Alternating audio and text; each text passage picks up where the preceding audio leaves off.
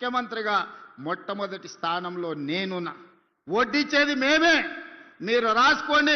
తాండూరుకు under ground drainage ఇస్తాం, తాండూరుకి కాగ్నా నీళ్లు ఇస్తాం, తాగే నీళ్లు కాగ్నా నుంచి ఇచ్చే బాధ్యత మాది. పరిగి మున్సిపాలిటీ అభివృద్ధి చేయడంతో పాటు వికారాబాద్ మున్సిపాలిటీని అభివృద్ధి చేస్తాం.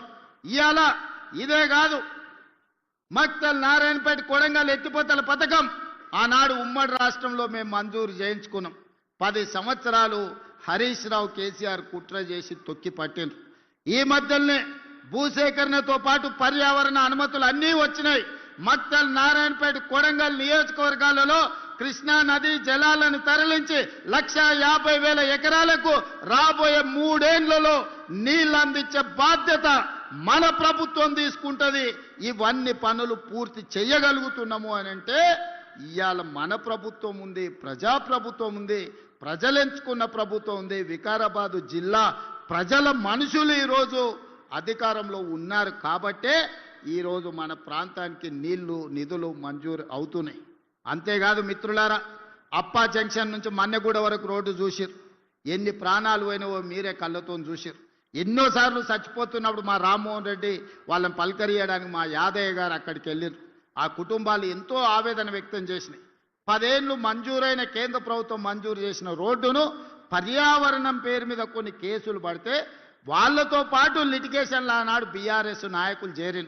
ఒక్కరోజు కూడా అప్పా జంక్షన్ నుంచి మన్నగూడ రోడ్డు పూర్తి చేయాలనే ప్రయత్నం చేయలే. నేను వచ్చిన తర్వాత పదే సమీక్షలు చేసి మా మిత్రుడు రామ్మోహన్ రెడ్డి గారికి చెప్పిన, ఏ విధంగానే నా పిటిషన్ వేసిన వాళ్ళను తీసుకురా, వాళ్ళని మాట్లాడు, వాళ్ళు ఏం సమస్య చెప్తుండ్రో అడుగు, ఆ సమస్యను పరిష్కరిద్దామని చెబితే ఒక్కడికి 10 సార్లు వాళ్ళ దగ్గరికి పోయి వాళ్ళతోని మాట్లాడి వాళ్ళని నా దగ్గరికి, ముఖ్యమంత్రి దగ్గరికి తీసుకొస్తే వాళ్ళ ఏవైతే డిమాండ్లు ఉన్నాయో వాటన్నిటిని పరిష్కరించి ఈనాడు అప్పా జంక్షన్ నుంచి మన్నెగూడ వరకు రోడ్డు ఎంత వేగంగా జరుగుతుందో మీ కళ్ళతో చూశారు. మొన్నటికి మొన్న రోడ్డు మీద టిప్పర్లో కంకర తీసుకుపోయి ఆర్టీసీ బస్సు మీద పడితే 40 మంది పైగా చచ్చిపోయారు.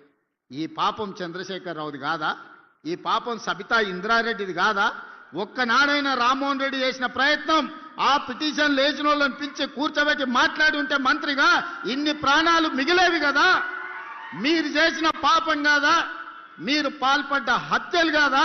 పేదోళ్ళ ప్రాణం పట్ల మీకు విలువ లేదనడానికి ఇది ఒక ఉదాహరణ మాత్రమే.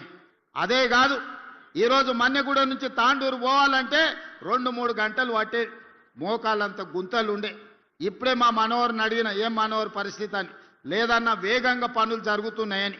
ఇవాళ వికారాబాద్ నుంచి తాండూరు, మన మన్నెగూడ నుంచి తాండూరు పోవడానికి ప్రత్యేకమైన రోడ్డు ఈరోజు పనులు జరుగుతున్నాయి. ఎన్ని నిధులు కావాలన్నా తాండూరు ఆ రోడ్డును పూర్తి చేసి సంవత్సరం తిరిగే లోపల తాండూరు ప్రజలకు ఒక మంచి రోడ్డు ఇచ్చే బాధ్యత ఈనాడు మన ప్రభుత్వం తీసుకుంటుంది అని చెప్పి ఈ వేదిక మీద నుంచి మీకు సూచన చేస్తున్నా.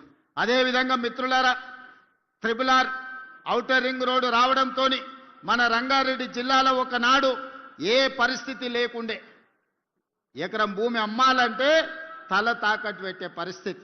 ఔటర్ రింగ్ రోడ్ వచ్చిన తర్వాత 1,00,000 వలకని భూమి 1 కోటి అయింది, 1 కోటి భూమి 10 కోట్లు అయింది, 10 కోట్ల భూమి ఇవాళ 100 కోట్ల రూపాయల విలువ పెరిగింది. ఇవాళ 100 కోట్ల కంటే కూడా మన రంగారెడ్డి జిల్లా ఔటర్ రింగ్ రోడ్ చుట్టూత భూమి దొరుకుతలేదు. అందుకే కేంద్ర ప్రభుత్వంతో మాట్లాడి ఈనాడు రీజనల్ రింగ్ రోడ్డు 360 కిలోమీటర్లతోని ఈనాడు కేంద్ర ప్రభుత్వాన్ని మంజూరు చేయించినాం.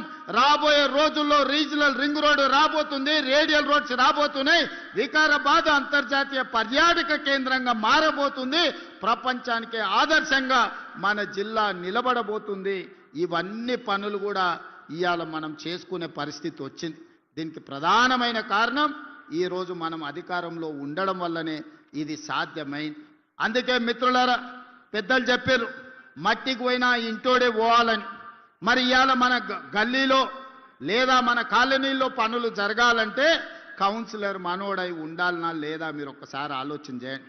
మన ఎమ్మెల్యేతోని మన మంత్రి దగ్గర పోయి కూర్చొని నాకు ఇది కావాలి అని అడిగేటోళ్ళు ఉంటేనే కదా సమస్య పరిష్కారం అయ్యేది. కాలే యాదయ్య రోజుడిసి రోజు నా దగ్గరకు వస్తాడు. రోడ్డు గురించో, మోరీ గురించో, వీధి లైట్ల గురించో. ఆయన మున్సిపాలిటీలే కాదు ప్రతి గ్రామానికి రోడ్ల కోసం యాదయ్య పొద్దునే నిద్ర లేవంగానే మాకు యాదయ్య గారు ఖచ్చితంగా వచ్చి కూర్చుంటాడు, సార్ నువ్వు ఎట్లనైనా ఇవ్వాల్సిందే లేకపోతే ఊరికి పోయే పరిస్థితి లేదు అని. అంటే ప్రజలకు పని చేయాలన్న ఆలోచన చిత్తశుద్ధి ఉంటే పనులు పరిష్కారం అవుతాయి. అడగంది అమ్మైనా అన్నం పెట్టడని చెప్పారు. మరి ఇవాళ అడగకుండా పనులు జరుగుతాయా? ఇవాళ మూసీ ప్రక్షాళన మనం చేసుకుందాం అనుకుంటున్నాం. అనంతగిరి వికారాబాద్ కొండల్లో పుట్టిన మూసీ నది, ఈసా నది ఈరోజు ఒక పక్కన గండిపేట, హిమాయత్ సాగర్, ఉస్మాన్ సాగర్ నుంచి ఈరోజు మనకు బాపు ఘాట్ వరకు రెండు కలిసి ప్రవహిస్తున్నాయి. ఆ తర్వాత హైదరాబాద్ నగరం నుంచి కృష్ణా నదిలో కలిసే వరకు నల్గొండ జిల్లా వాడపల్లి వరకు పోతున్నది.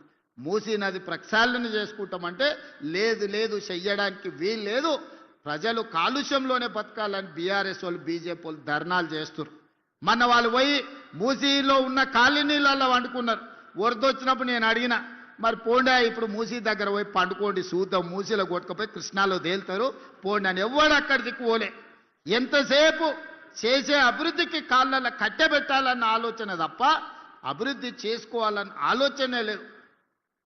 గుజరాత్లో సబర్మతి రివర్ ఫ్రంట్ చేసుకుంటారు, ఢిల్లీలో యమునా నది రివర్ ఫ్రంట్ చేసుకుంటారు, ఉత్తరప్రదేశ్లో గంగా నది రివర్ ఫ్రంట్ చేసుకుంటారు. ఇవన్నీ బీజేపీ పాలిత రాష్ట్రాలు. గొప్పగా చెప్పుకుంటారు మా నరేంద్ర మోడీ ఇన్ని రివర్ ఫ్రంట్లు చేసిండు, ఇంత అభివృద్ధి చేసిండని. అయ్యా మరి గుజరాత్కు సబర్మతి రివర్ ఫ్రంట్ కావాలి, ఢిల్లీకి యమునా నది రివర్ ఫ్రంట్ కావాలి, ఉత్తరప్రదేశ్కు గంగా నది రివర్ ఫ్రంట్ కావాలి. మరి మా హైదరాబాద్కు యమునా నది, మా మూసీ నది రివర్ ఫ్రంట్ వద్దా అని నేను అడుగుతున్న బీజేపీలో. ఏం దరిద్రం వచ్చింది మీకు? మీ నెత్తి మీద ఏమన్నా దరిద్రం ఉందా? మా మూసీ ప్రక్షాళన చేసుకొని మేము మంచిగా బతుకుతాం అనుకుంటే మాకు అడ్డం పడుతున్నారు. ఇవాళ పేదోళ్లకు మంచి ఇండ్లు కట్టిస్తాం, మంచి స్కూల్ కట్టిస్తాం, వాళ్ళ పిల్లలకు మంచి పాఠాలు చెప్పిస్తాం మూసీ నది ఒడ్డున ఉన్నోళ్ళకంటే, లేదా మూసీ మురికిలో